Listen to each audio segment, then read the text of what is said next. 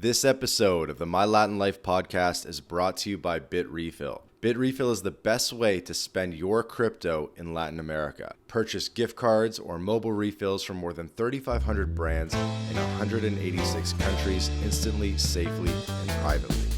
Visit bitrefill.com for more information.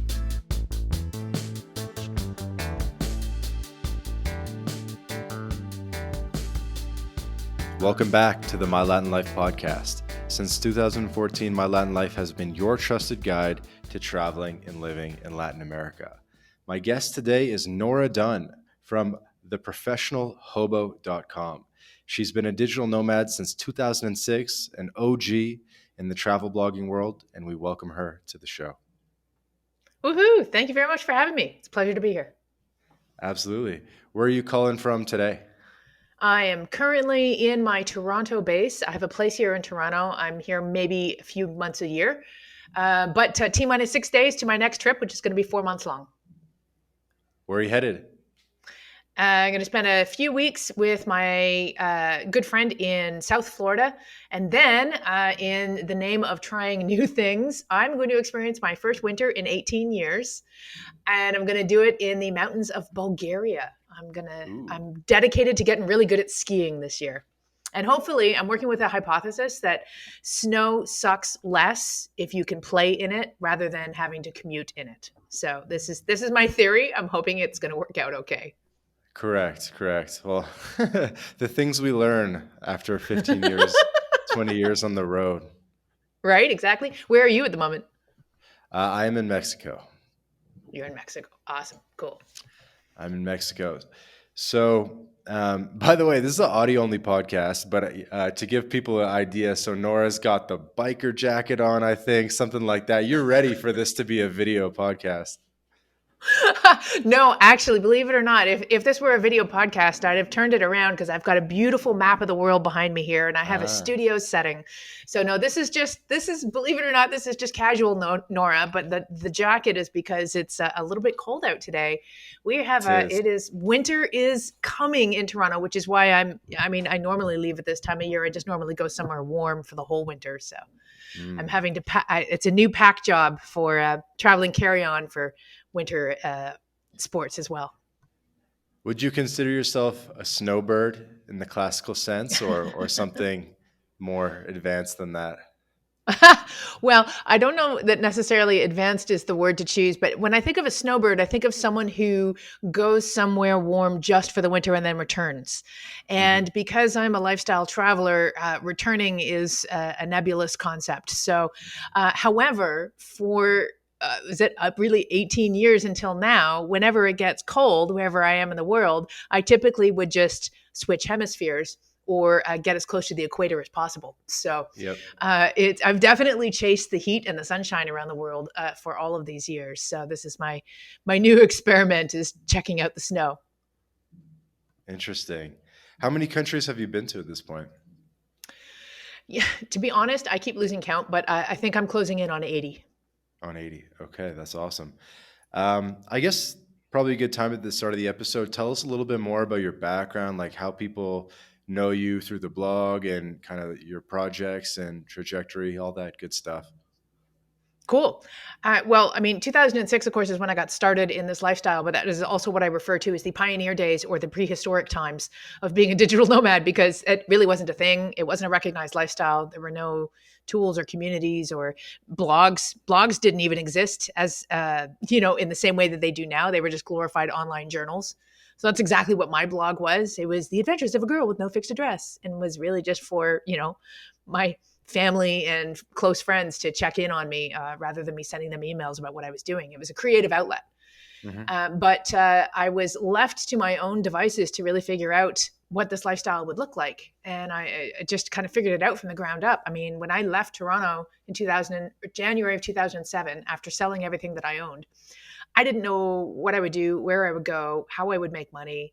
I had some vague notion that I would, maybe go to Costa Rica and take an outward bound course and become an outdoor education instructor, because maybe that would be a transferable skill. Like, I just didn't know. But it wasn't long before, lightning struck, and I realized that with a laptop and an internet connection, I could actually Hmm. make a living as a freelance writer. So those were my initial career ambitions while I learned what lifestyle travel and full-time travel could look like. And so I hit every bump on the learning curve of learning the lifestyle, as well as learning to work remotely, as well as learning the balance of the two. However, it was an adventure every step of the way. And I've had the good fortune to be able to travel through and live in well over 70 countries in that time since. And to really, because I've been living on an open-ended ticket all of these years, I've also had the option of, if I got somewhere and it was a really interesting place that I wanted to explore further, where I made some inroads locally that were, interesting, that I wanted to deepen those connections that I had, I just stay longer. Visa Yep. visa permitting, right? I mean, and in many cases I could just leave and come back and refresh the visa or find a way to extend the visa in the countries that I was visiting. So as such, really over the years I've traveled in some cases so slowly it was imperceptible. Like I spent a year and a half in Australia on and off, about 9 months in New Zealand. I spent 2 years in the Caribbean on the island of Grenada. And then I spent a lot of time in Latin America. The countries that I concentrated the most on is I was in Peru for 2 years and Wow. Ecuador for about 9 months. But other than I also spent many months in a variety of other Latin American countries. So as that was a part of the world that really resonated for me. So and recently I've been spending more time in Europe. So the only continent that is really sorely missing on my list is Africa, of which I've only been to Tunisia and South Africa. I was actually supposed to be on a 4 month trip through 4 African countries right now, but I realized that I had overextended myself and I had to make some changes to my travel plans. And the beauty of this lifestyle is you can do that. You get to call the shots. So I like playing around with my travel pace and travel destinations, but sometimes my enthusiasm gets me in a little too deep, and sometimes I need to back out and make sure that I take care of myself first, because self care on the road is numero uno. It's the most difficult thing to do, but also the most important thing to do. Hmm. What does self-care mean to you? Well, it means I've burned out a lot. um, so I've learned things the hard way a lot of times. I mean, I do be as an entrepreneur and a creative who works online. I'm a very driven and disciplined person, and I do enjoy working, although I can easily get out of balance. I also feel like the travel lifestyle, as well as the remote work, remote work plus travel lifestyle seemingly go hand in hand. They're like peanut butter and chocolate. But in some ways, they're actually contradictory forces, because when you're traveling, you're in a new place, you're excited about the place that you're at, and you want to explore it. But if you're also working full time at the same time, it can create this internal conflict and sense of guilt. So while you're working, you're looking out the window going, God, I feel guilty for not exploring my destination. And then when you're out exploring your destination, you may also feel like, oh God, I really should be getting work done. So balancing these opposing forces. But Hmm. most importantly, and probably one of the most significant lessons I learned along the way and continue to learn in various ways, is that travel as a lifestyle also takes a monumental amount of work and time and energy. Just Hmm. learning how to survive at a destination, like just the daily tasks. Like I was in Bulgaria last summer and it took me, like I eat yogurt for breakfast. Like it's not a big deal, right? Yogurt and fruit should be pretty easy, right? The amount of time it took me standing in front of this dairy section in Bulgaria where I don't understand what I'm looking at, or what's sour cream and what's cottage cheese and what's something else entirely, what's from a cow, what's from a goat. I couldn't figure out what was yogurt. It took me 20 Yeah. minutes. So yeah, Bulgaria grocery store. I'm pretty sure the only rule is don't ask them for Greek yogurt or they'll go crazy. Well, I knew better than to do that, but of course the irony was I wanted Greek yogurt. I want the thick style Balkan yogurt. So it was definitely a challenge. And Right. these are the things I love about travel, is just getting to know a destination and learning how people live, work, cook, shop, socialize, all of that stuff. But man, it takes a lot more time.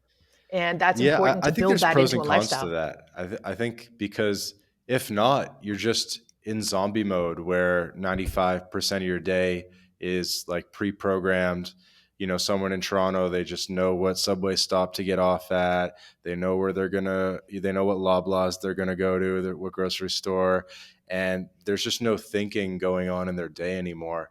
And you really just sort of zombie your way through life at a certain point through the routine. And that's what kind of, I think, a lot of travelers I speak to, they say that time slows down when you travel because every day is more memorable and that kind of thing.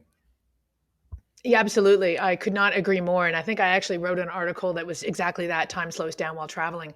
And that actually came to me because I think I was trying to get a hold of somebody back in Toronto about something. And I hadn't heard from them in what felt like a really long time. And I got back to them. I reached out to them again. And I'm like, why haven't I heard from you? They're like, Nora, it's only been 3 days since you sent me a message. I'm like, oh my God, it felt like it was 3 weeks. But yeah, our sense of time changes. Also, too, to your point about the zombie mode, I don't know. When I lived in Toronto and I had that regular routine, like I think we've all done this at some stage where you're going somewhere and then you get there and then suddenly you think, I don't remember how I got here. Like I don't remember the drive at all. I knew I got in my car and went to the place, but I totally tuned out for that ride Right. or that subway ride or that And bus that ride. I becomes a think it's year of your life like that. I had right. family visit me in Mexico 2 years ago. I'm sure they can remember that week, every moment of that week, even though it was 2 years ago, right? But they don't remember and let's just say that was in January. They don't remember what they did in February of Yeah. 2022, right? They don't remember what they did in March 2022, but they remember January because they were in Mexico and they remember going to the taco shop and the cenote and all that type of stuff. And so we sort of remember what's unique or worth remembering, and then we kind of get rid of the rest of it. And it's just it just keeps life from being like a flat pan, I guess. I think travel and the act of changing your environment requires you to be more present Yeah. because now you've got to be alert and you also want to be. But yeah, I think when we're looking at the same scenery that we're used to seeing, we tune it out a little bit. So the blessing of travel really is that it does bring us more into the present moment. Speaking of the present moment, was that a knock at the door or just like random noise? No, someone's doing renovations next to me. Okay.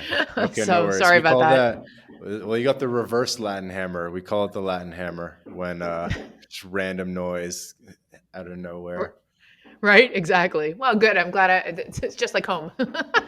Cool. Yeah, yeah, feels like Mexico. Cool. So you have 60,000 subscribers or followers on YouTube. Is that your biggest platform? My website is my biggest platform because I've had it since the beginning. And because I was one of the original travel bloggers, it definitely garnered me just sheer tenure in the industry has garnered me a fair bit of Hmm. attention. But YouTube is fast closing that gap. And I've had my YouTube channel also since like 2007, but please, for the love of all things holy, do not look at the early stuff. It's painful. But and I've been on and off with it. I would enthusiastically start a series and then I wouldn't get kind of whatever feedback from it that I wanted, whether I was looking for likes or subscribes or just, interaction or publicity. And it was a lot of work and I'd stop. So I started and stopped a lot with my channel. But about a year ago, I decided to get serious about it. And I decided to finally get out of my own way and start creating content that people actually want to watch rather than creating whatever random stuff I was inspired to create in a moment, and it's been paying off. I've been able to combine the kind of art of creativity with the science of business and algorithms to, Mm. not compromise my values and my creativity, but then also to be creating content that seems to be resonating with a lot of people. Yeah, your videos do well. You get like 50K views of video type stuff. Yep, it's great. It's a lot of fun. I'm enjoying it. And the YouTube for the listeners, it'll be linked in the show notes. But it's Nora Dunn at Nora Dunn. That's me. Yep, youtube.com/Nora Dunn, something like that. If you Okay. search for Nora Dunn, you will find me. This episode of the My Latin Life podcast is brought to you by Language Blend, the new best way to learn Spanish. Language Blend focuses on what you actually need to live and get by abroad with daily one-on-one lessons, a dedicated texting partner. It's like living in a Spanish-speaking country without ever leaving home. Go to languageblend.com for more information. Yeah, I mean, you're crushing it. Like every video is getting more than 10K, which is like pretty hard to do. Thank you. So YouTube, and then the website. How many articles have you written in 17, 18 years? I currently have almost 1,000 articles on the Published, site. Yes. published live, almost 1,000. But that has, I mean, which also means that I've also published more than 1,000 because I definitely have trimmed down some of the Hmm. things that really weren't serving any purpose. Makes sense. That's huge. And then I guess you did freelance writing for other publications as well. You've probably gotten your articles and travel guides and stuff in all the magazines. I have indeed. So in my former life, the thing that I sold in order to start traveling full time was a financial planning practice. So because of that, I brought into the travel lifestyle a certain expertise in finance. So Mhm. when I started looking at developing my freelance writing career, something interesting happened. I noticed financial publications were hiring me to write about travel, and travel publications were hiring me to write about finance. Because in both cases, they were kind of unique pitches that they had not seen. So, somewhere in the middle over the years, I kind of became known for this niche in the finance of travel. And that also got exacerbated on my website because in my first couple of years of traveling full time, I didn't really know how much it was going to cost. I was just figuring things out. And I was, of course, ever the financial planner. I actually kept track of all the money that I was spending. And I was shocked that in those first 2 years of full time travel, I spent way less than I actually ever spent to live in Toronto. Now, part of that was because I was employing unique and creative travel tips like volunteering in exchange for accommodation, of which there are a variety of ways to do that. And I was dabbling with frequent flyer miles to save money on airfare, and I was traveling slowly. So that can really reduce your cost of living on the road. But I was so inspired by those first 2 years. It was $17,000 in each of those 2 years that I spent. And I'm like, wow, I just lived full time around the world, like in Hawaii and Australia and Asia for 17 grand. So over the next 10 years, I published my annual income and my expenses to prove that full time travel was achievable and could be financially sustainable.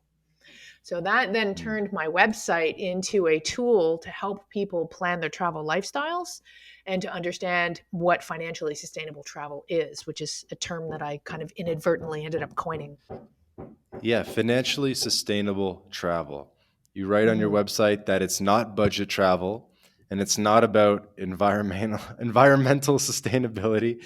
It's about, I guess, supporting yourself while traveling such that you're not living off savings and the bank accounts going up every month. Exactly. Well said. And tell me about that. Tell me about financially sustainable travel.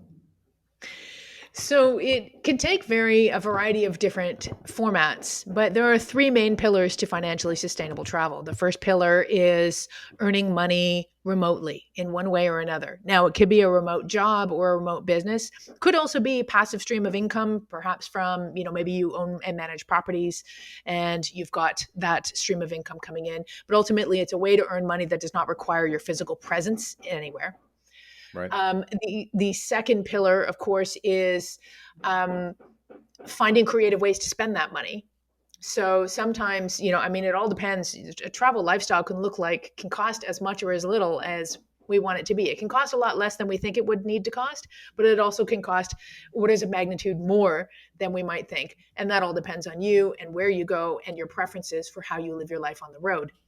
But there are a lot of creative spending choices that you can make with a travel lifestyle that will enable you to spend way less money than we might think you would spend traveling or living on the road 52 weeks a year. And then the third pillar is balancing the two, balancing the money coming in with the money that goes out in order to sustain this lifestyle for as long as you want. So there are a lot of different moving parts that come to designing your life to travel full time. from logistics, like, how do you get your mail, and what are the best kind of ways to save money on currency exchange rates, and how do you travel with your bank cards? What are some ways to stay secure? So I really, in my articles, I go deep into different ways to execute the travel lifestyle. And one of my recent experiments has been a lot more with co-living and co-working programs as a way to get that better work-life balance, to have a fulfilling experience on the road, and also to enjoy a sense of community with other people who have the same lifestyle and similar ways of living. Yeah, and I think the community aspect is important. Maybe we'll come back to that, but I want to keep talking about the financial thing because that's the biggest piece. It's like a lot of people are like, "Fuck it, I'll make some friends." Like once I get some money coming in, you know what I mean? So that's the biggest piece of it is making money, and I'm sure it's obviously evolved. Like in 2006, 2013, there was only a certain limited number of skill sets you could do because Zoom wasn't super developed at that point in time. So I feel like you either had to be a computer software developer or maybe a freelance writer in your case because you don't have to talk to anyone. They just tell you, boom, knock out 5,000 words and you do it, something like that. Or like how have things evolved and what would you recommend to people now in 2023, 2024? Well, certainly in the days of old, remote careers, location independent options were definitely very limited. Yeah, you had to be a writer, a developer, a graphic designer. That was about it. Those are the standard careers that people figured could be done online. But of course, now it is so much different. And the big game changer, I mean, the game changer it's definitely been evolving quite quickly. And even prior to the pandemic, there were a lot of opportunities to work remotely. But the real game changer, of course, was the pandemic, when virtually overnight, companies around the world were forced to go remote or become obsolete. So we found new ways of doing business online. And systems were created in order to allow people to do all kinds of things online in new and wonderful ways. So here we are on the other end of the pandemic, and millions, if not billions, of people now have remote careers.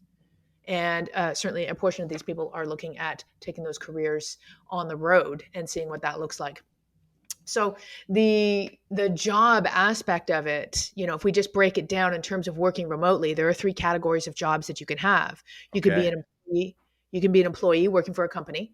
Mm-hmm. You could be a freelancer where you work for yourself, but also you kind of work for your clients. It's kind of like you're working for a bunch of bosses, but you do get to call the shots. You get to hire and fire your bosses. Or you can be an entrepreneur. And all freelancers are entrepreneurs, but not all entrepreneurs are freelancers. Because depending on the entrepreneurial venture you have, you might have a business that has a different structure than what a freelancer would be doing. Mm. Those are the broad categories that people can start to think about when they're looking at remote careers for And themselves. what would you say is the best way to get started for most people? Like, let's just say your little cousin from Toronto comes rolling in at Christmas dinner and was like, "I want to do what you do." What are you going to tell them? It's a good question, and my wheelhouse is not in helping people find remote careers. I help people when they already have the career. But certainly, as a way to get started, take a look at what you're doing. Like, what are your skills? What do you do, and what do you like to do? What is your current job or career? And can that immediately be done online, even though you might currently be going into an office to do it? If it cannot be done online, if what you do is if your job is a physical job, is there something else that you might like to explore that could be done remotely, that you could perhaps start as a side hustle and get your feet wet, or retool, take some courses, learn some new skills, and then get a job doing that? So, and again, also too, I think it's important to know yourself. Are you more comfortable being an employee, or are you more comfortable working for yourself? That's a pretty fundamental decision that I think needs to be made right off the hop. You have these answers dialed in. This is all very well done. You're like, I got three categories for this, three steps for that. Okay. It makes me, I know I sound like I know what I'm doing, don't I? So when you come in, it's like I got the remote job, and then You literally wrote the book on how to get free accommodation. And I did. how many books have you written in general? I've done a couple of collaborative books with various other writers, but the two that are mine are How to Get Free Accommodation Around the World, which is about the 5 different ways to get accommodation. Fun fact: I saved $100,000 on accommodation expenses in my first 10 years on the road Okay, now we're by doing talking. the things in this book. So yeah, it's legit. Um, and then the other book I have is called Tales of Trains, where the journey is the destination. And it's about some of the more epic train rides I've done around the world. I've actually done way more since writing this book. I've probably ridden more feet, miles, kilometers of trains in more countries than people would even imagine trains are possible to travel through. Okay, so you like It's trains. it's intense. Yeah, I'm a little, maybe a little obsessive about my love of train travel, but How it's much okay. money do you think you spent on train tickets? Um, well, depending on the train ride, I mean, I have definitely spent some cash. Like 20 grand But plus over the years? yeah, you know what? Actually, for someone who tracks their expenses, I probably should know the answer to this. But when I think of train travel and I think of the cost of train travel, especially when it comes to the long distance trips, when you have, usually some kind of I make sure I have a cabin or roomette. So I've got, a place to sleep. They serve 3 meals in the dining car. And so it's transportation, hotel, and meals. And if I think about that over the, 3 or 4 day journey that I'm doing, Yeah. uh, the cost actually makes a little more sense sometimes for me. Yeah. I want to tackle both these things. Let's come back to trains. I do love trains. Um, Regarding the free accommodation, let's talk about this briefly. I think my main question would be if someone's earning well, like someone's earning over 10K a month, is it worth investing the time in getting on these free house sitter websites and so forth and doing it? Or is this more for like quote unquote entry level nomads or something like that where their time is a little bit less valuable and they can spend the time like, dealing with the homeowners? Because it's like what you're saving like $1,000 a month, but like you also kind of have responsibilities and stuff. But I can definitely see how it's worth it at the same time. So like, what do you think about that? Brilliant question. And I'm so glad that you asked.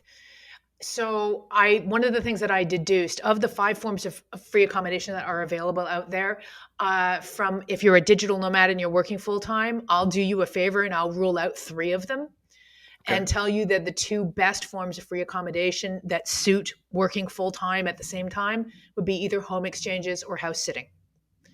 Home exchanges are probably the best one because there's no real responsibilities. You just show up and stay in someone else's home, and you have the benefit of someone else staying in your place and taking care of your place in your absence.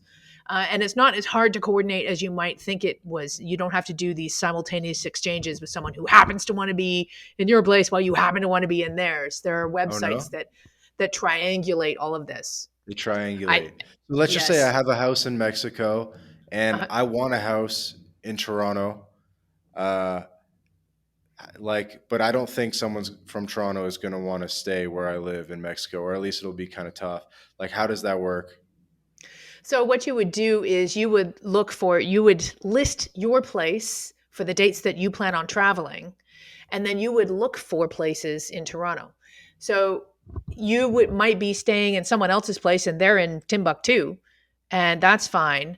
And if someone chooses to stay in your place, and they could be from Oklahoma, you will basically get like It's like a points in the credit bank. It's like system. It's a exactly, point system. Okay. yeah. So that is generally how that works. I have lots of colleagues who swear by home exchanges. The Yeah. the I've seen a next few of one, these sites. I've seen a few of these sites and they'll be like, sign up now for like 150 points. And I'm like, I really don't think these points are worth anything. But maybe with like the top, maybe the top websites, it's like legit. What's the best? What are the best ones right now? it's a good question. I don't have a lot of experience with home exchanges myself to be able to say which one is the best right now, but I'm pretty sure homeexchange.com is the leader Okay. in that field. However, a very simple search for home exchanges will reveal a plethora of different sites, and the best one for you might also depend on where your place is and what kind of travel you like to do. Okay. Okay. Cool. But And I hit me do with the have other one. the other one is house sitting. So now this doesn't require a simultaneous exchange of any kind. However, I will also say that house sitting, and I adore house sitting because it gives you all the comforts of home. It's just somebody Hmm. else's home. So you Hmm. also have that unique opportunity to live Right. locally in a And local's usually you're home. like taking care of animals. So that's the X factor. House sitting gigs vary dramatically in terms of the responsibilities of the house sitter and also in terms of what the house sitter gets. Hmm. So you want to choose a gig that is going to suit your lifestyle and location preferences. Like, what do you want to get out of that destination? Like, if you want to go to France, but you don't necessarily want to be staying in the country, 50 miles from anything, and they need you to bring your own car, and they want you to manage their Airbnb, and they've got 20 goats, might not be might not be your dream job. However, it might be someone else's dream job. Who knows? Yeah, yeah. Hey guys, quick interruption to tell you about Bitrefill. Bitrefill is the best way to convert your crypto into gift card balances. These are gift cards that you can spend at hotels.com, Airbnb, Nike, and many more. You may remember Joel Valenzuela, a previous podcast guest. He's been living on crypto exclusively since 2015, and he's a big consumer of Bitrefill. And so I asked Joel, I said, what do you like most about Bitrefill? He said that he likes the instant delivery, the precise amount so that you don't have to juggle a lot of gift cards, and he loves the global selection. Nobody else has this much selection of gift cards, over 10,000 gift card options across hundreds of countries. Go to bitrefill.com to sign up, and you can also use the code MyLatinLife for 10% back off your first purchase. Go to bitrefill.com for more information. So it's important to select gigs that are going to be I hear it's what really you want to do. competitive though. Like you have to apply and like the best ones have like 50 applications type of thing. 100%. But you can use a few tips and techniques, which of course I share in the book, that will cut down, like that will put you at the top of the email boxes and will get you the most eyeballs for whatever it is you're at, whatever gig it is that you want to do. So there are definitely ways to make sure that you get noticed and hired for house sitting gigs. And like I've had some pretty sweet gigs throughout the years as well.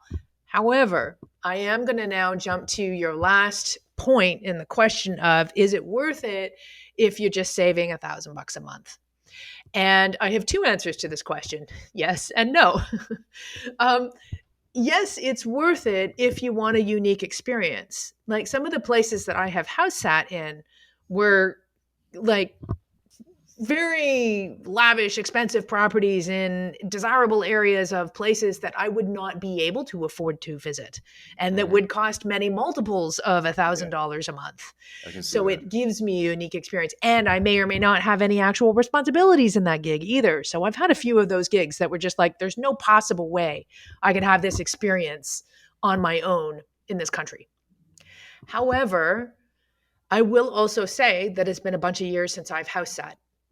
And the reason is I do like having a little more control over my schedule. I don't like being beholden to animals. I do want the ability to explore. So, unless a house sitting gig comes to me these days through a referral and it's a gig that helps me really have whatever experience of that destination that I want to have, I tend to just do what you're saying and I self fund my experiences, or I'm doing something a little bit different like co living and co working programs or whatnot. So I'm definitely, I still think house sitting is amazing and I've had some life changing experiences with it, but I'm not actively seeking Yeah, out house sitting I gigs right feel now. you. I think what I might do is like with my girlfriend, I'll just like put her in charge of it. I'll just be like, baby, if you find something sick, like I'm down. Right? Like, you know. Totally. Totally. And you know what? And that's nice. The thing that kind of sucks about it is you do have to pick a house sitting site and pay a membership fee Hmm. if you want to be on that site and have a profile and get noticed and get gigs. But once you make that decision, then you can, yeah, I mean, you'll get email notifications of when new gigs come up that satisfy your criteria. Like you can say, I only want gigs in these sort of place. I only want these kinds of animals. I only want whatever it is. And then your inbox will send you those opportunities and you can jump on them if they sound really cool. And if you don't see any, well, no problem. Okay, cool. All right, that's enough about free accommodation for now. Um, Trains is cool. You know what it makes me think of, and I did read this a bit in your bio. Is who is that guy? There's a famous travel writer who did the train trip all the way down the Americas. Paul Theroux. You know who Paul Yep. Theroux is? Oh yeah, absolutely. He writes very poetically and romantically about train travel. He's written a bunch of different train books and journeys. Hmm. He has. So Yeah. Sorry. Go ahead. no, go ahead. Well, yeah. Just tell me a little bit about. Tell me poetically and romantically about train travel.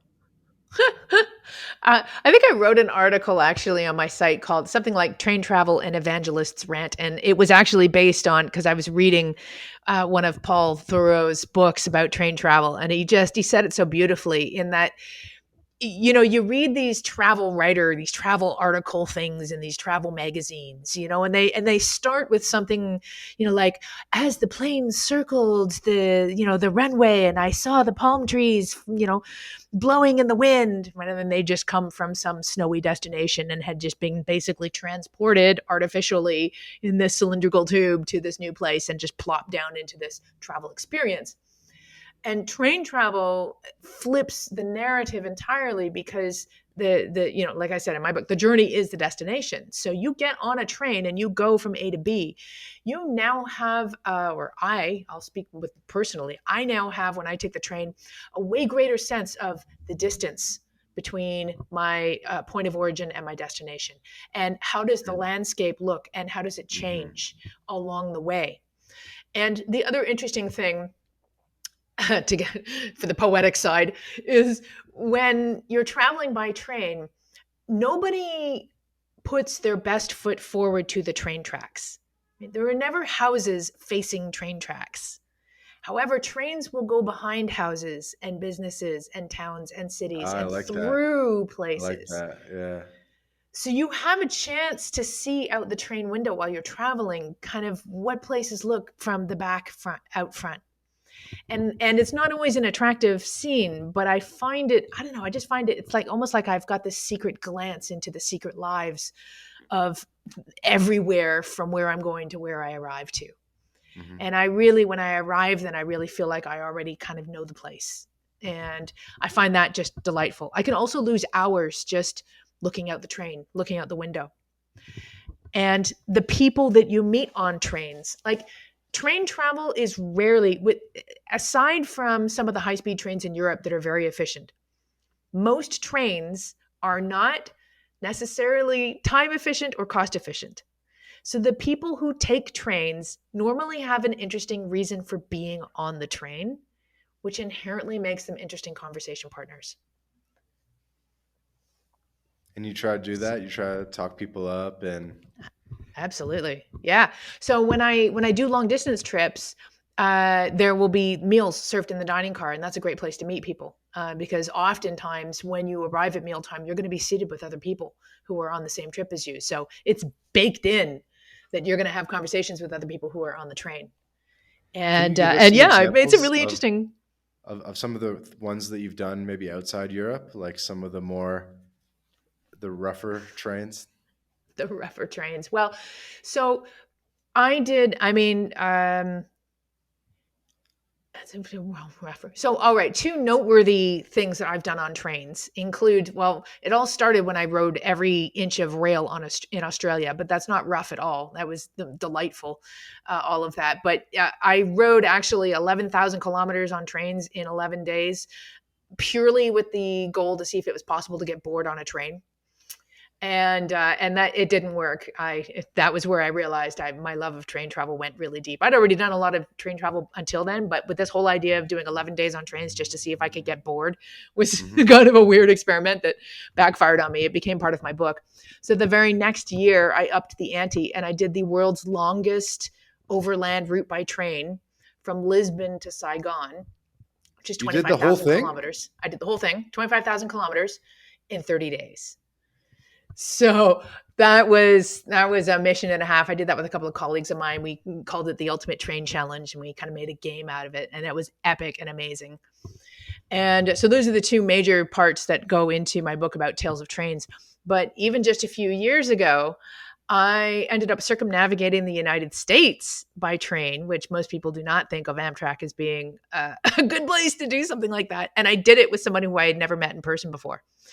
So that was an adventure. And then since then, after that, I covered off almost every other long distance train route in the States. So I've pretty much ticked off the United States in terms of long distance train travel. I've done all the major routes that are out there.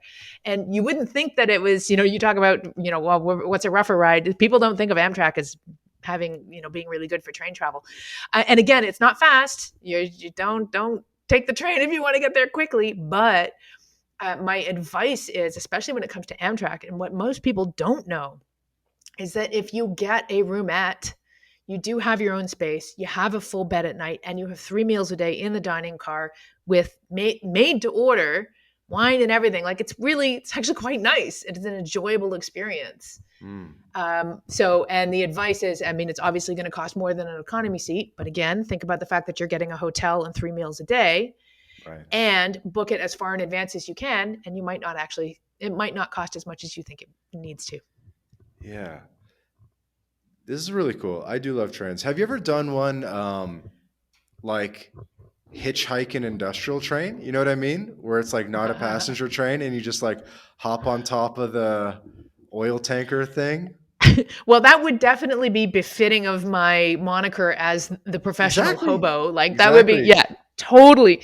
And I recognize there's poetry to my name of hobo because of the origins of the term hobo being, reference to migrant workers of the 30s who would actually hitch rides on freight trains from town to town looking for work. No, there't say I've ever actually done that. As much as it sounds really cool. Although, when you talk about sitting on top of the oil tanker, there's a train in, I think, Mali that is this, it's like this overnight train ride that you do where you're literally, it's a coal train and you're literally sitting on a Yeah. pile of coal Yeah. exposed to the elements doing this ride that apparently is horrendously dangerous, but it's a thing now. I Do you see it have on any Instagram. what would you call it? Like bucket list train trips where maybe they're in Africa, something like that, where it's like bucket list routes that you would like to do? There's definitely a few routes that I still would really like to do. Definitely, listen. So for luxury, the Blue Train in South Africa and the Orient Express. Please, please, and thank you. I would love to The do Orient those. Express, that doesn't exist anymore, right? That's like It's back. Turkey to Serbia or something. It is, well, there's a few different routes because there's the Venetian one and then there's the Turkish one. So I don't know the specific routes, but it is back. It was sunset for a while and now they are back and in Really? business and it looks amazing. But that's like super uber duper luxury, like that bucket list travel for sure. So that would be, it's not very Okay. unlike some of the other train Yeah. experiences that I've had, Orient which have been Express is pretty a little historic. less. That's like one of the most historic Right? train routes in the world, right? Yeah, it So is. there's that. I'd Okay, also Blue like to do, Train. and Go I'd ahead. also like to do there's 2 routes left in Canada that I haven't done. One is from Montreal to Halifax, and that's Mhm. fairly unremarkable. It's just a 24-hour train ride to go east from Montreal, which I haven't done yet. So obviously I'd like to do it. But a little more remarkable would be the train north from Winnipeg to Churchill. And Churchill is like, it's way up. It's not in the Where the Arctic polar Circle, but bears it's are, right? close. That's where the polar bears are. So you get polar bears, beluga whales, and northern lights, depending on what time of year you go. So that can be, and the polar bears are hit and miss, but if you time it right, you can catch them on the edge of their migration. So that would be really cool. Interesting. Have you done any in Mexico? I have There's not, which there's now the actually I was about to turn it over to you and ask about what your train adventures and experiences have been like. I'm definitely not trying to stack up to you in terms of being a train expert, but it's something I've always had a passion for, the trains. I remember in the Paul Theroux book, there there's his most famous one is the Great Train Bazaar, and I think the other one, I got to look it up, but it's where he does Latin America by train. And the way it kind of starts is he's in Boston and he hops on the subway train, which connects to the Amtrak train. And he hops on the subway. And the way he kind of wrote it was he said, like, all these people are commuting to work. They don't realize I'm taking the train all the way to Peru today. You know, I thought that was really cool. I love that moment as well. I remember reading that and feeling that how curious that was. There's another guy, I'd have to look it up, that wrote a book similar. He was inspired by this journey that Paul Theroux did, where he took buses all the way down, possibly to Chile. I'm not sure, but it was all by bus, and he started in New York City. And he Mm, tweeted about that, and I think he was writing for National Geographic about that experience as well. And he did turn it into a book, and that was really interesting. Any of these mm, kind of like, I'm intrigued by people who choose an epic journey to do mm. for the sake of doing it. It's like me doing the ultimate train challenge, or some of the other, challenges that I've done, whether they're internal challenges or something that you want to accomplish for some external reason, like, I don't know, breaking a world record or something. Mhm. It doesn't really matter what that motivation is, but choosing a mission, choosing something like Yeah, major, and good to have a doing it mission. and going for it, I think it's fantastic. And there's nothing bad that can come from it, even if you don't complete that mission, if you don't finish it, the adventure of going after it, I don't know, it lights me up. I love it. Hey, everybody. Hey, everybody. Quick break from the podcast to tell you about Language Blend, the best new way to learn Spanish. Language Blend was co founded by Jake Nomada, friend of the podcast, decade of experience in Latin America. And Jake and his team, they put everything into this program that they wish they had in terms of how to level up quickly with your Spanish language skills. Because the faster that you can get conversationally fluent in Spanish, the better the experience that you're going to have in Latin America. So go to languageblend.com for more information. Yeah, one of my buddies likes to find an alliteration to his travels, like so it's like the same letter, so it'll be like Madrid to Manila, or you know what I Ah, mean? So I that like way, it. even something that doesn't have a super purpose, it like has like a catchy name, and it Yeah. like makes it easier to be like, yeah, Madrid to Manila, yeah. You know what I mean? And that's cute, because then he could say, that, I mean, that's like a party pleaser. It's like, yeah, Yeah. every time I travel, I make sure I go to some place that has alliteration. Yeah. Would have been so you got 1,000 articles, a lot of YouTube videos. What have been some of your most popular um, pieces of work or writing that have struck the most with people? And you could answer that either in terms of literally view count or just like the ones where maybe you got the most emails and outpouring of support. It's a great question. So, if we take a look at my website, there's a few resources that I'm really proud of, because I think that they really serve a great purpose. One of which is a resource that I created because, for selfish reasons, ultimately, like when I was looking for accommodation, or when I do look for accommodation that I want to rent by the month, I want to go somewhere as part of my digital nomad lifestyle. And I'm not a big fan of Airbnb for reasons I shan't bore you with, but I wanted to know, because I know there's lots of alternatives to Airbnb. And there are some places in the world where you can just show up, like Chiang Mai is an example of a place that you can just show up and you can find accommodation on the ground. But there's other places where that's not possible. You really need to arrange something in advance. And there's all kinds of websites to help you do this, but a lot of people don't know about them. So I created a resource on my website that is all about alternatives to Airbnb for people who want to find monthly rentals around the world. And I keep that up to date regularly. And it's also my first point of research when I'm searching for accommodation myself. So I like things like that are really useful resources that can be bookmarked. Mhm. And my readers evidently do as well. I also have some personal travel writing articles and essays that serve, maybe don't serve a purpose in terms of teaching you anything, and it's not 5 ways to do this, and it's not Right. what It's to like the do in this time slows down place. type of stuff, like philosophical ramblings. Yeah, like I have two articles that I'm probably the most proud of them, and unfortunately, because they're not really super search friendly, they don't really get discovered. But one is called "All Life Is Suffering." Uh, um, All Life Is Suffering. It's something about my time in Kopangan, Thailand, and it ultimately talks about a time in my life, but also this experience of doing this 7 day fasting detox program in Koh Phangan in Thailand, which was just bizarre.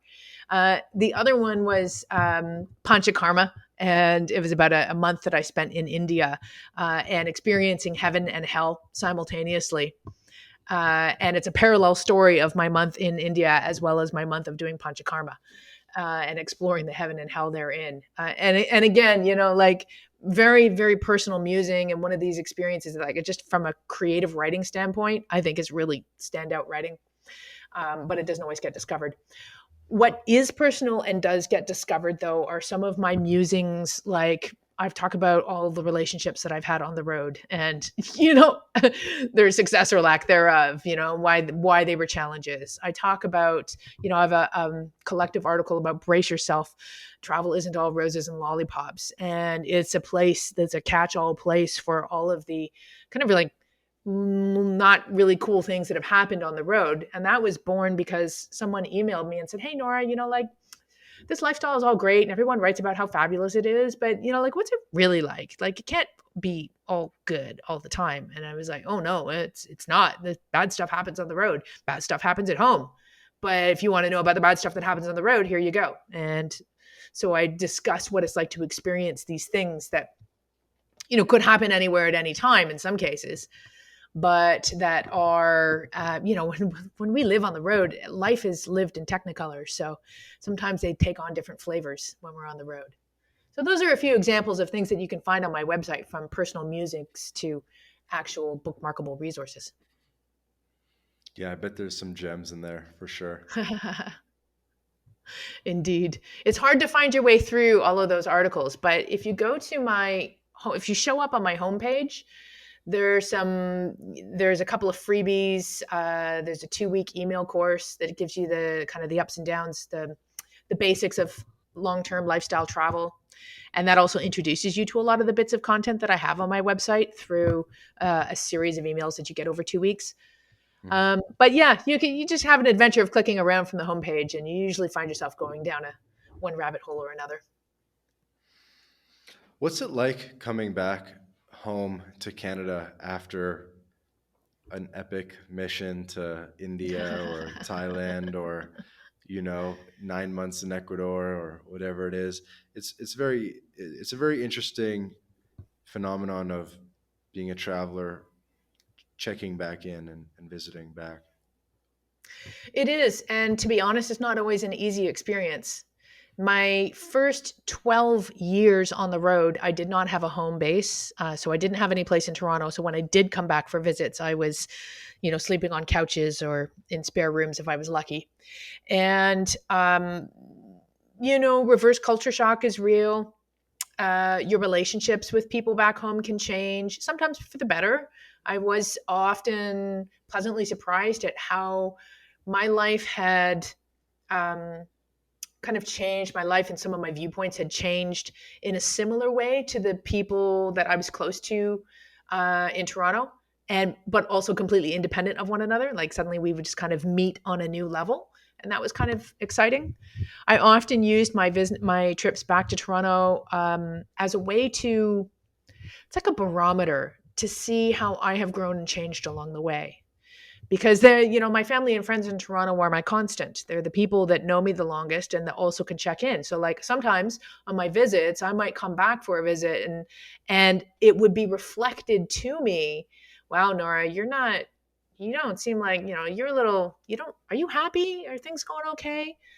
Or the opposite. "Wow, Nora, whatever you're doing, just keep doing it because you are on fire right now." So I could feel that, whereas sometimes I might not have realized that my own transformation had been as noticeable over time as it was to them when they saw me again. So that's an interesting way of being able to use those check-ins with family and friends in positive ways. Now that I have a place here, I get to see my family and friends a little bit more often, but I still travel usually for, on average, I travel for 3 months at a time, but I'm about to go on a 4-month trip. I've gone on 7-month trips. I'm traveling more than I'm here for sure. But I do definitely have more time here than I did in the years when I didn't have a place here. One cool thing about Toronto is they have communities of people from all the countries you're visiting. So when you come back to Toronto, you can like hit the restaurant of that country, like get some Tibetan food or whatever it is, and Right? be like, yeah, Totally. yeah, Yeah, I mean, Toronto is the most multicultural city in the world, and I feel so blessed to have come from Toronto because I think that partly is what really set me up really nice for traveling the world. Was already understanding how big the world is and how many different viewpoints people can have by virtue of where they grew up. it's amazing. It's amazing. I know there's so much we could have dug into this episode, but this is all we have time for today. So, Nora, thanks again for doing this. Why don't you take this time to again, direct the audience to your website and wherever you want to send their Cool. attention. Absolutely. Well, I do have a free gift for anyone who goes to theprofessionalhobo.com/free gift. You can pick up a checklist of 10 things to do before you travel long term. And that is some of the bases that I was referring to earlier that you might want to make sure you have covered before you take off on your next big adventure. And theprofessionalhobo.com really is the starting place. You'll find links to everywhere else I am on the net. But if YouTube is your poison of choice, then just go to YouTube and search for Nora Dunn, and you will find me there as well. And you can generally find me at the Professional Hobo on most social channels. Okay, nice. I'm signing up for the free gift right now. Right, sweet. Cool. So this has been another episode of the My Latin Life podcast. Again, my guest today, Nora Dunn, the Professional Hobo. Thank you to Nora and to the audience for listening.